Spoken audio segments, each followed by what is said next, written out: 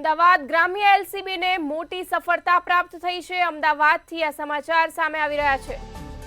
ગ્રામ્ય એલસીબીને મોટી સફળતા મળી છે। અમદાવાદથી આ સમાચાર સામે આવી રહ્યા છે। ભારતીય બનાવટનો વિદેશી દારૂ ભરેલું ટ્રેલર ઝડપાયું છે। બગોદરા રોડ પરથી દારૂ સહિત 2 બુટલેગરો પણ ઝડપાયા છે। ગ્રામ્ય એલસીબીને મોટી સફળતા પ્રાપ્ત થઈ છે। કેરાળા જીઆઈડીસી પોલીસ સ્ટેશન વિસ્તારના કોચરિયા ગામ પાસેની આ ઘટના સામે આવી છે। 48 લાખથી વધુની કિંમતની 13,545 દારૂની બોટલ ઝડપાઈ છે। 63 લાખથી વધુના મુદ્દામાલ સાથે 2 આરોપીઓ ઝડપાયા છે।